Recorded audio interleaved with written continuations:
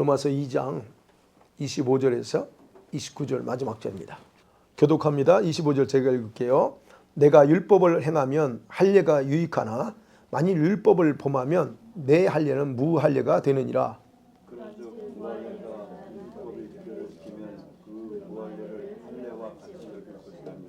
또한 본래 무할례자가 율법을 온전히 지키면 율법 조문과 할례를 가지고 율법을 범하는 너를 정죄하지 아니하겠느냐?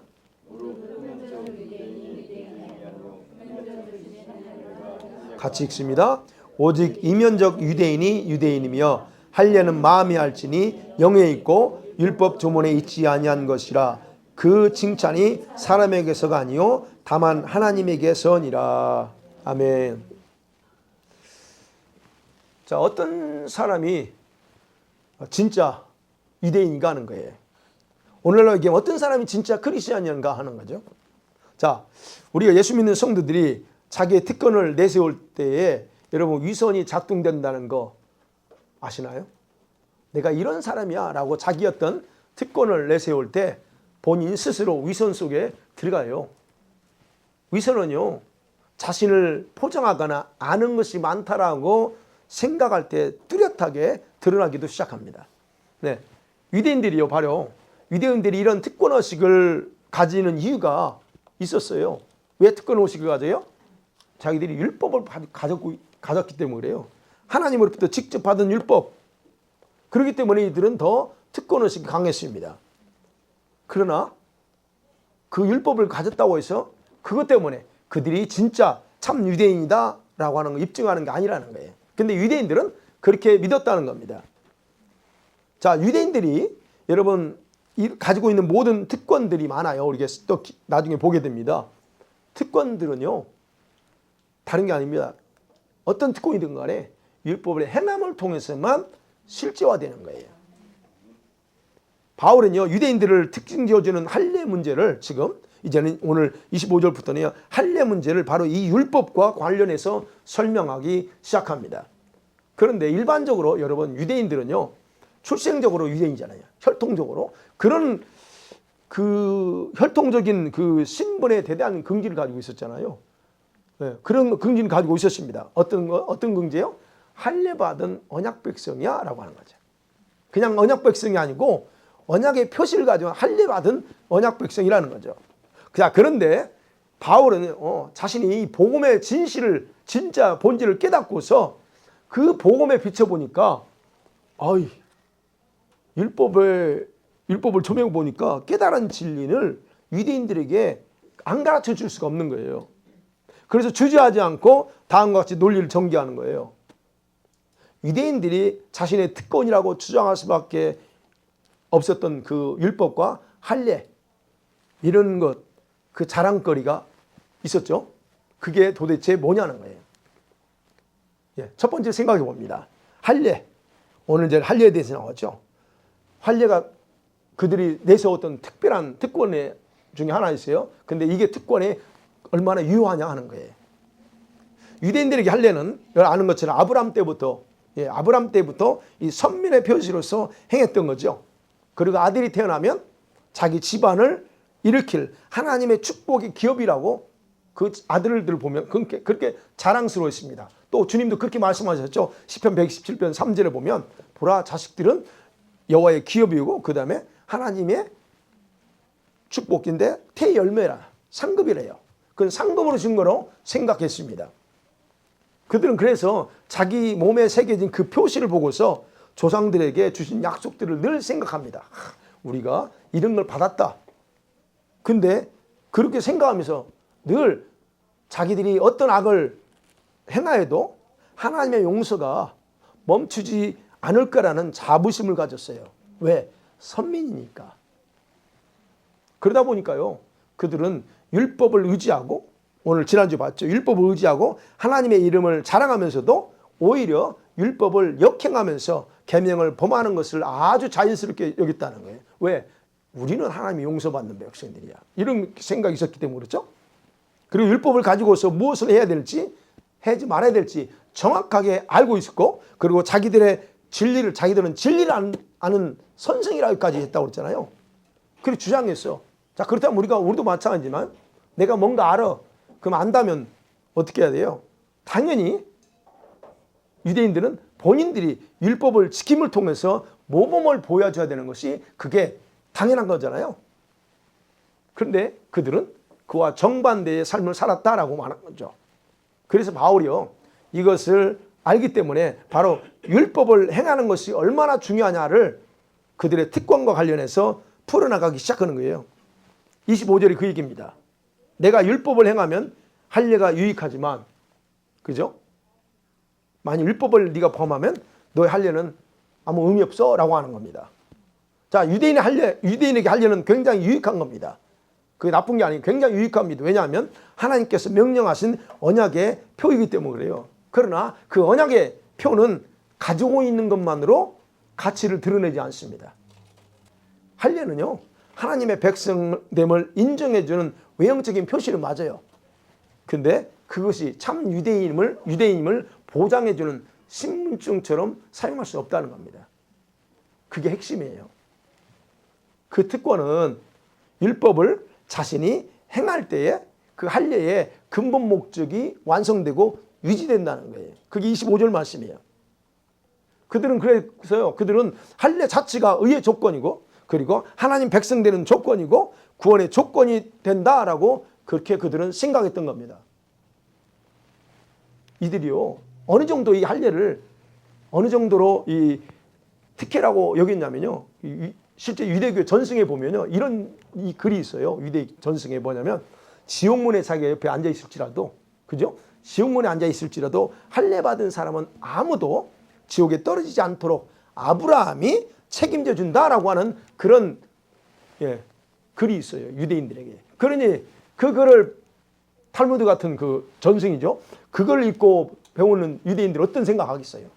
아무리 죄를 져도 우리는 할례 받은 백성, 언약 백성이기 때문에 반드시 아브라함이 건져준다. 이런 생각했단 말이에요. 그러니까 보세요. 유대인들 사이에서는 할례가 다른 어떤 의식보다 그래서 가장 중요하게 여겼던 거예요. 이것만 있으면 지옥문에 있어도 구원받으니까. 예. 근데 바울은요, 어떻게 합니까? 그런 그들의 생각 자체를 완전히 뒤집어 버려요. 그래서 25절 얘기하는 거죠. 자, 잘 보셔야 돼요. 율법 속에 뭐가 포함되어 있어요? 그 할례가 포함되어 있습니다. 예. 그래서 할례는 율법의 한 부분의 일부예요. 한 부분에 속한 것 뿐입니다. 우리가 성령의 은사, 우리 성령의 은사를 좀 이렇게 좋게 안 보는 분들 있잖아요. 그래서 오직 말씀만 봐야 된다고 얘기하거든요. 말씀. 근데 문제는 말씀 속에 뭐가 들어있어요? 그 성령의 은사와 능력이 들어가 있는 거예요. 똑같은 얘기하는 거예요. 할례는 이 율법 속에 들어가 있는 게 한 일부야. 그 하나를 가지고 마치 전부를 가진 것처럼 얘기한다는 거예요. 그래서 바울이 얘기하는 게 다른 율법을 지키지 않으면서 그 한 부분만 가지고 특권을 주장하는 건 율법 전체를 무시하는 거다라고 얘기하는 거예요. 그래서 바울은요, 율법을 지키지 않는다? 뭐라고 그래요? 그 할례는 아무 쓸모없어 라고 해석하는 겁니다. 그러니까 이것을 요약하면 이거예요. 율법대로 행할 때에만 하나님의 백성 되는 것, 그리고 하나님이 주어진 약속은 실조화된다라고 하는 의미예요. 그래서 바울의 이런 논리는 이방인에게도 그대로 적용되는 거예요. 유대인에게만 아닙니다. 이방인에도 그대로 적용됩니다. 그게 26절이잖아요. 그런즉 무할례자가 이방인이죠. 율법의 규례를 지켰어. 그러면 그걸로 어떻게 했어요? 그는 할례자가 된다라고 말하잖아요. 결국 뭐냐면 이게 성경 핵심이라는 거예요. 성경 핵심. 그러면 여기서 그랬잖아요. 26절에 무할례자가 율법의 규례를 지키면이라고 할 때 이 율법의 규례는 뭐냐? 규정이라는 거거든요. 규정. 그런데 이게 우리가 여기서는 규정이라고 써있지만 헬라 단어는 디카오마라는 단어예요. 이거 뭐냐? 의의 열매라는 거예요. 이 단어가 로마서 8장 4절에서는 율법의 요구라고 하는 걸로 써있고 계시록 19장 8절에 보면 성도들의 옳은 행실이라고 같은 단어를 그렇게 해석합니다. 자, 그렇다면 로마서 8장 4절에 이렇게 기록했죠. 시작. 육신을 따르지 않고 그 영을 따라 행하는 우리에게 율법의 요구가 이루어지게 하려 하심이니라. 율법의 요구가 있습니다. 도대체 율법이 뭘 요구할까요? 그게 바로 규정이라는 거예요. 근데 그게 여기서 그 헬라 뜻은 열매라는 거예요. 율법이 요구하는 의의 열매, 그게 요구입니다. 규정입니다. 네. 그래서 여러분 의의 열매 또는 율법의 요구는 쉽게 무엇을 의미하는지 설명하면 이거예요. 여러분 출애굽기 20장 3절에 그 십계명 나오잖아요. 그 중에서 너희는 나 외에는 다른 신들을 내 앞에 두지 마라고 명령했죠. 그러면 거기서 어떻게 하면 의를 이룰 수 있어요? 의의 열매 어떻게 맺어요? 어떻게 하면 그 계명을 충족시킬 수 있습니까? 명령대로 사는 거예요. 명령했으니까 그러면 그대로 살면 바로 그 산 자체가 의의 열매가 되는 거예요. 무슨 말인지 이해가 되시죠? 그게 바로 율법이 요구하는 거예요. 이거를 그대로 행함을 통해서 나타내는 열매. 그러니까 여기서 말하는 율법의 규례를 지키면, 규정을 지키면이란 바울의 말은 이방인들이 계명을 알지 못해요. 그죠? 뭐 십계명이 뭐 있는지 몰라. 그럼에도 불구하고 그들의 생활 자체가 의를 행하는 삶이라면 그 자체만으로도 하나님은 할례 받은 자의 삶으로 여겨주신다는 겁니다. 너가 바로 할례 받은 자야 라고 그렇게 여긴다라고 하는 거예요. 그 지금 이제 26절이. 그렇기 때문에 여러분 유대인들이 자랑하는 그런 할례의 유효성은 자신들이 율법을 요구하는 의를 행함을 통해서만 지속 가능하다는 겁니다. 그리고 바울이 여기서 유대인들을 향해서 한 걸음 더 나가서 율법을 가진 그들이 이 율법의 규정이죠. 율법의 규정을 지키지 않고 악을 행했다. 그러면 그들은 그런 모습을 보고 누가 비난하냐? 다른 사람이 비난하는 게 아니래요. 이방인들이 너를 정죄할 것 아니냐 하는 거예요. 그 27절이 반문하죠. 27절 같이 한번 봐요. 시작. 또한 본래 무할례자가 율법을 온전히 지키면 율법 전문가 할례를 가지고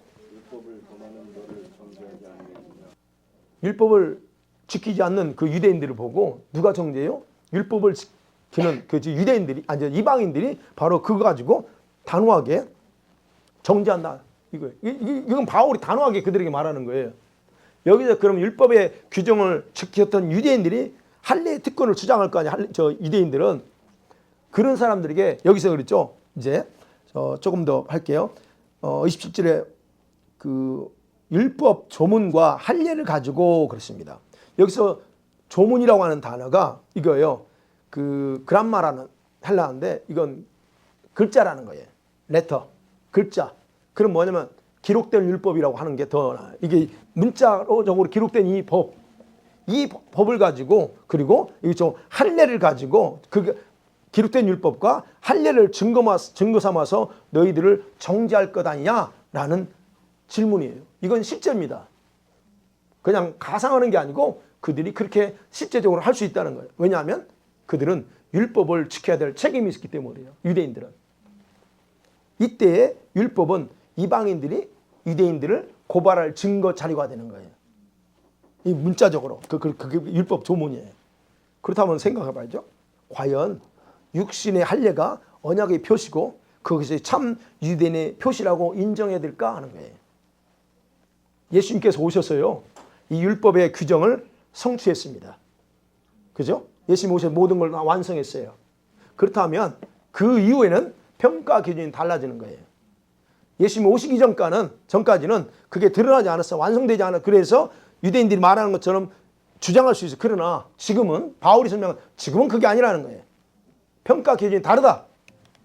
얘기하는 겁니다. 그래서 이방인일지라도 이 율법의 규정을 지키는 자가 진짜 할례자요. 참 유대인이다라고 그렇게 완전히 못을 박는 거예요. 25절 26절에서. 자, 두 번째 우리가 생각해 봅니다.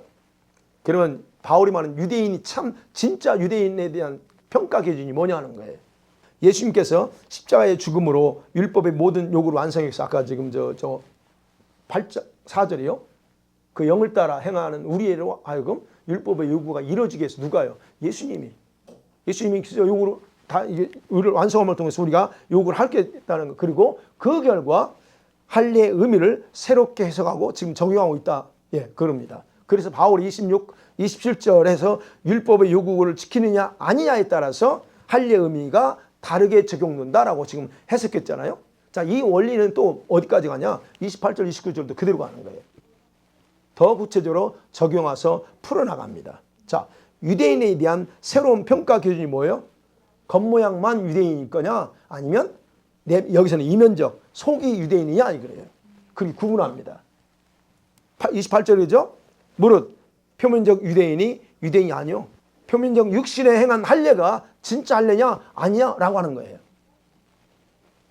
자, 그러니까 혈통적으로 유대인 피를 받은 그 사람들이 진짜 유대인이라 말할 수 없다는 거예요. 지금. 그럼 율법을 받았다고 또는 할례를 받았다고 그들을 더 이상 참 유대인이라고 정의할 수도 없다. 아주 단호하게 얘기하는 거예요, 지금. 그리고 바울의 이러한 해석은 할례자와 무할례자에 대한 평가 기준이 바뀌었기 때문에 바울의 입장이 너무나 자연스러운 거예요. 너무 자연스럽습니다. 이에 대해서 바울이요, 갈라디아 교회 성도들에게 동일하게 기록해요. 갈라디아 6장 15절에 시작. 할례나 무할례가 아무것도 아니오되 오직 새로 지으심을 받은 것만 중요하니다. 예. 무할례, 할례 필요 없다는 거예요. 이제는 예수 안에서는 그게 필요 없어요. 자, 이렇게 바울이 새로운 정의와 평가 기준은 뭐냐? 혈통적 유대인들을 수용할 수 없겠죠. 그들 입장에서 못 받아들여. 그렇게 했겠지만 중요한 것은 율법의 그 행함에 따른 기준으로 보면 당연한 귀결이에요. 율법을 행하지 않는 그들, 범하는 그들, 이게 아니라고 하는 건 당연한 결과로 나올 수밖에 없다는 거예요. 자, 그렇게 바울이 이렇게 평가 기준을 해석해 주지 않았다라고 생각할 때요. 그러면 보세요. 유대인들은 지금 어떨까? 성경 우리한테 해석되어 주실까? 우리는 이해가 돼. 근데 그것을 받아들이지 않고 있는 유대인들은 어떻게 생각할까요? 외형적인 표시, 그 표시를 영원히 자랑하면서 이방인들과 연합할 수 없고 오직 이방인들을 개처럼 생각할 수도 있죠. 성경이 개라고 그랬으니까. 여전히 그럴 거라. 물론 지금도 그렇죠. 지금도 이제 이스라엘 가보면 그 정통 유대인들은 여전히 그렇게 생각하고 있습니다. 그러니까 이스라엘 가면요, 쳐다보지도 않아요. 이제 그런 분들은. 이방인. 그렇습니다. 그러니까 결국 뭐냐면 그 의미가 뭐냐? 그들이 지금 그런 분들이 좀 하는 행위가 뭐예요? 예수님의 십자가의 죽음을 무시하는 것이고 무력화시키는 행위이기 때문에 그렇다는 거예요. 안 받아들이잖아요.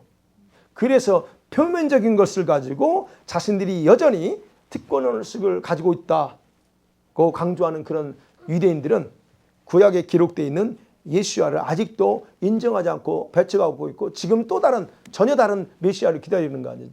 지금 기다리고 있잖아요. 근데 그 메시아가 옵니다. 오기는. 근데 그 메시아가 우리 예수님이 아니고 어디의 메시아요? 무슬림에서 말하는 마흐디가 그들은 메시아로 받아줘요. 자, 그래서 바울은 계속적으로 이 자신의 해석을 이어가면서 단호하게 누가 참 유대인이냐를 정의합니다. 29절 마지막 절이죠. 다시 한번 같이 읽어봐요. 시작. 오직 이면적 유대인이 유대인이며 할례는 마음이 할지니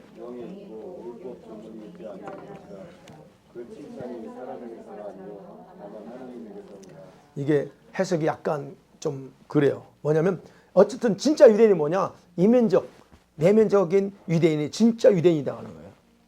그러니까 그 평가 기준은 뭐예요? 눈에 보이는 겉모습이 아니다. 만일에 겉모습이라고 한다면 그 다음은 당연히 뭐예요? 그 겉모습이 아니라면 뭐예요? 내면이지. 이면적, 내면의 상태가 참 유대인이어야 된다 하는 건 바울이 그 얘기하는 거예요. 자, 보세요. 마음으로 율법을 행하지 않으면서 이방인처럼 사는 사람들은 더 이상 그래서 유대인의 자격이 없다라고 딱 선을 그어버립니다. 그리고 뭐가 중요해요? 마음이 중요하다는 거예요. 율법에 대한 이 마음, 말씀에 대한 마음, 그리고 아는 것만이 아니라 그 말씀을 행하는 것이 얼마나 중요하냐는 거예요. 그래서 베드로전 3장 4절에 이렇게 말하고 있잖아요. 시작. 오직 마음에 숨은 사람을 온유하고 안정한 심령에 썩지 아니할 것으로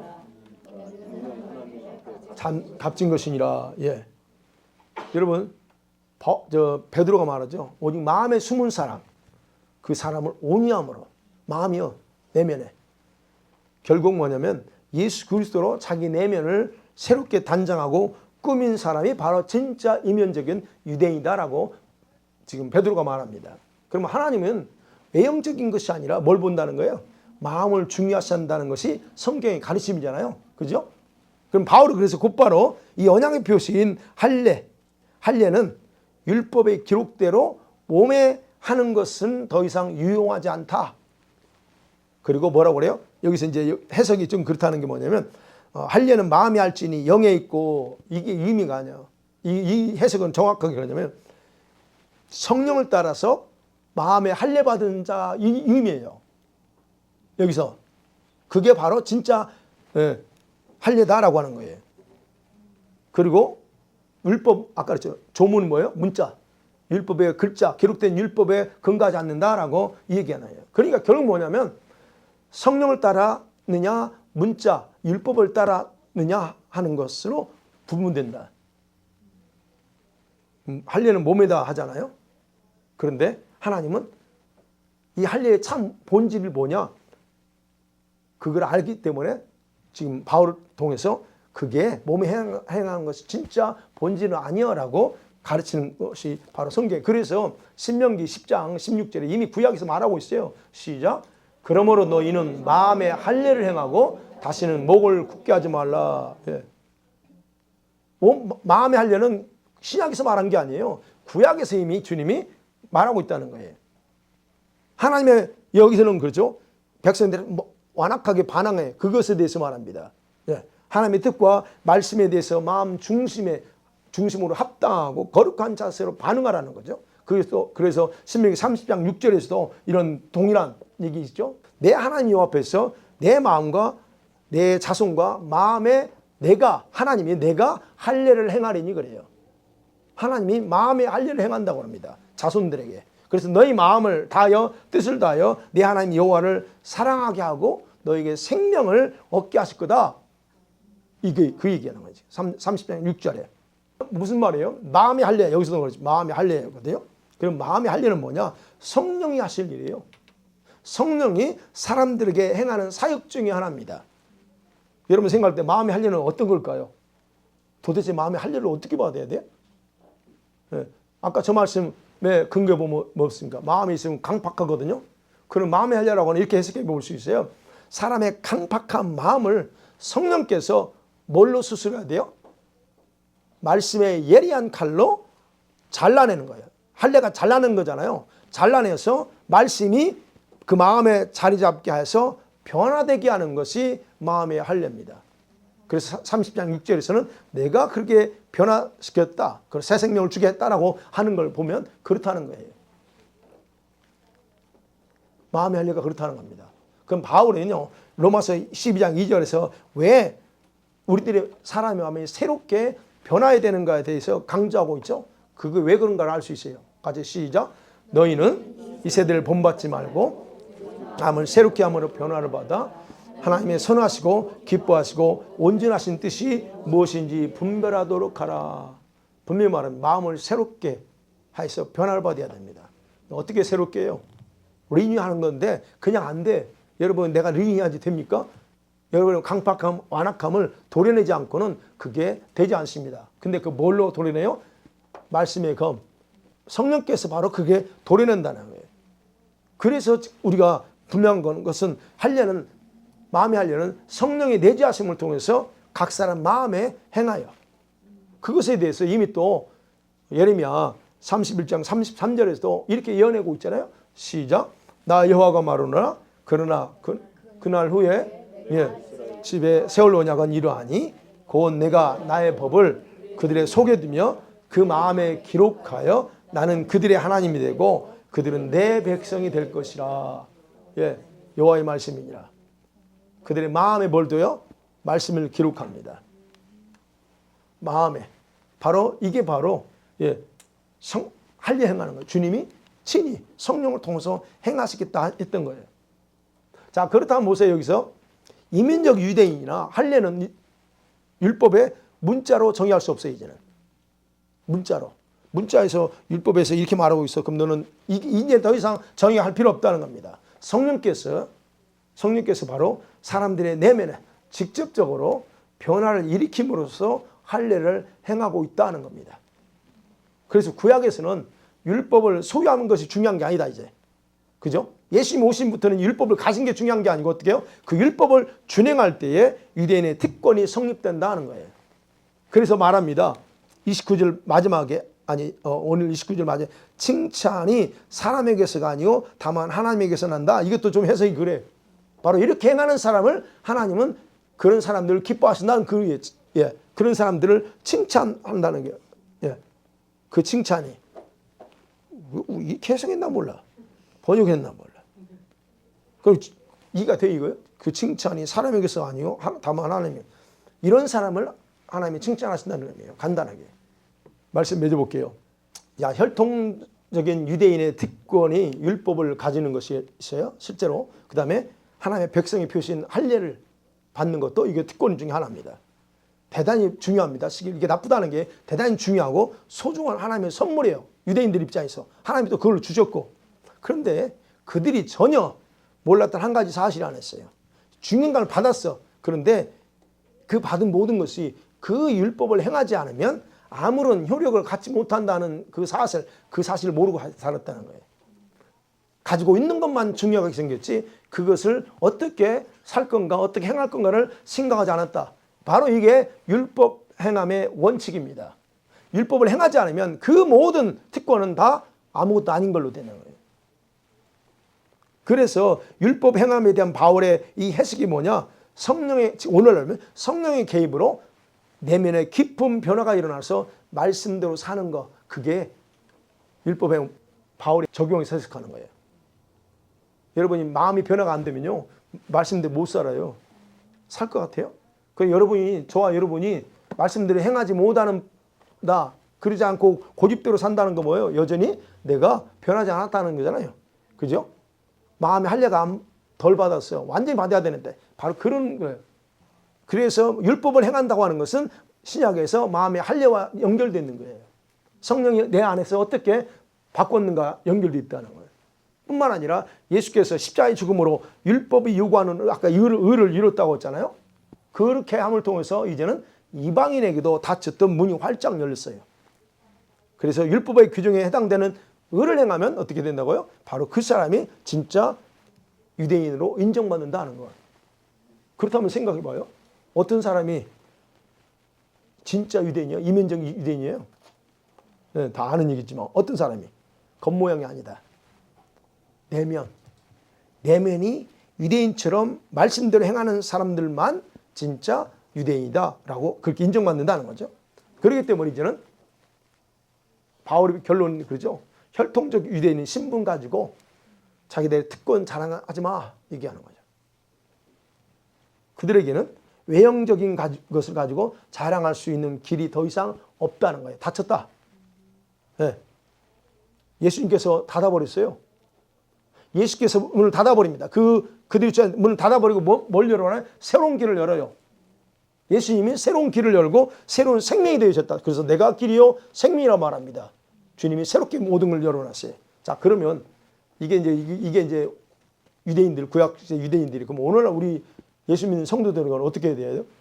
오늘날 우리 성도들은요, 이 유대인들처럼 어떤 특권을 가지고 있을까요? 우리에게 특권이 있다고 봐야 되죠? 우리에게 특권이 있죠? 아, 있어요, 없어요? 우리에게만 있는 특권이 있어요. 그건 뭘까요? 예수님을 믿음으로 하나님의 자녀가 되는 권세, 이건 특권입니다. 우리가만 준 게 있어요. 뿐만 아니라 모든 죄와 불의에서 해방돼서 이제 우리가 그리스도의 의가 됐다고 그래요. 우리가 그리스도입니다. 나중에 또 로마서 볼 거예요. 우리가 의예요. 이것은 뭘 의미하냐? 불신자와의 비교할 때 특권이에요. 불신자. 그들은 아니잖아요. 특권이 없잖아요. 그리고 또 그것만 있을까요? 여러분의 직분은 어떨까요? 교회 안에서 세우는 목사, 이제 목사, 뭐 장로도 나오지만 5종직 나옵니다. 목사, 사도, 전도자, 교사, 뭐 이런 어떤 직분, 이 직분은 특권 아닐까요? 분명히 주님이 세웠다고 그러니까. 또 그것만 있습니까? 능력도 받을 수 있잖아요. 우리 기도하니까 하나님이 전혀 생각지 않는 뭐 은사, 신유은사도 주고 치유은사도 주고 막 예언은사도 줘. 이것도 역시 이게 특권 중에 하나예요. 왜? 하나님이 주신 선물이니까. 이건 누구와의 관계 속에서 특권이에요? 그건 주님과의 관계 속에서 특권인 건 분명합니다. 예. 그러나 보세요. 이런 저런 특권을 다 받았어. 그렇지만 그것을 주신 목적에 따라 살지 않으면 그것은 자기를 망하게 하는 걸림돌이 될 수 있다는 겁니다. 특권이요. 잘못하면 망합니다. 목회자가 특별한 부르심을 받아서 목사가 됐잖아요.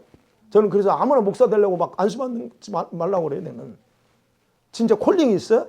그러면 괜찮아. 근데 콜링 없이 그냥 내가 한번 주의를 하고 있다 해서 그냥 목사 안수 받아요. 이래서 요즘은 수두룩합니다. 여자분들이 왜 목사 안수 받아요? 여기서 밴쿠버에서 그냥 여기 어떤 신학교에서 목사 안수 받아요. 그래서 목사래. 얼마 전에 권사였는데 얼마 전에 권사님이었는데 와서 목사 안수 받았대. 도대체 누가 목사를 줬어? 받는 거에 상관없어. 저는 이게 받는 건 상관없어. 근데 과연 목사는 타이틀 가지고 뭐 할 거예요? 그거 하나 앞에 차라리 안 받는 게 나아요. 하나 앞에서 타이틀을 받아버리면 그거에 대한 책임이 그 2배 더 가중이 돼. 근데 이거를 몰라 사람들이.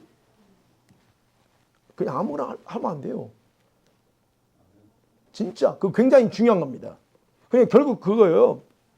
목적대로 내가 살지 않으면. 그래서 목회자들이요 제일 크게 심판받습니다. 왜? 목사로서의 그 사명과 부르심이 있는데 제대로 안 하거든 거의 다.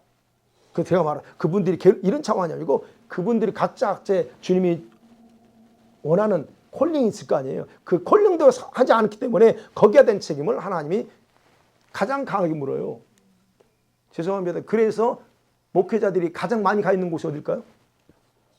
아니지. 성경대로 해야지. 어디? 바깥 어두운데. 바깥 어두운데 그 무슨 비유죠? 달란트 비유.